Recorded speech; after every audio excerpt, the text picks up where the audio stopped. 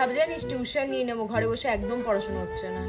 আরে আমাদের স্যারের কাছে ভর্তি হয়ে যা, এমন আমাদেরকে কোশ্চেন সাজেস্ট করে না, মনে যেন কোশ্চেন পেপারই পেয়ে গেছে। আমরা তো সারা বছর পড়ি না, পড়তেও হয় না। অত টপ করবো, নাম্বারটা দে জলদি, আমি আজকেই স্যারকে ফোন করবো। হ্যাঁ লেখ লেখ। One eternity later. কি রে, তুই নাকি বলেছিলিস স্যার নাকি সব ইম্পর্টেন্ট কোশ্চেনগুলো আমাদেরকে আগেই দিয়ে দেয়, স্যার যে কোশ্চেনগুলো বলে ওইগুলোই নাকি এক্সামে আসে। দুদিনের মাথায় তো এক্সাম, কবে দেবে স্যার ইম্পর্টেন্ট কোশ্চেন? আরে দাঁড়া, অত চাপ নিস না, আজকেই স্যারকে বলবো, স্যার ইম্পর্টেন্ট কোশ্চেনগুলো মার্ক করিয়ে দেবে। ঠিক আছে, তো আজকে বলছি যে আপনি আমাদের আজকে ইম্পর্টেন্ট কোশ্চেনগুলো মার্ক করিয়ে দেবেন, কারণ দুদিন পরে তো আমাদের এক্সাম। হ্যাঁ, তোমাদের দুদিন পর থেকে পরীক্ষা শুরু হচ্ছে। আচ্ছা ঠিক আছে, তোমরা সবাই খাতা খোলো।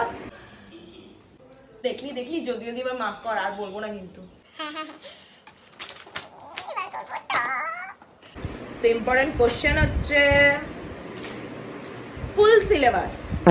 দেখো, যা কোশ্চেন আসবে সিলেবাসের ভিতর দিয়ে আসবে, বাইরে থেকে আসা সম্ভব না। তাই জন্য মন দিয়ে সিলেবাসটাকে কমপ্লিট করেও দেখবে সব কোশ্চেন অ্যাটেন্ড করতে পেরেছো। বুঝে গেছো?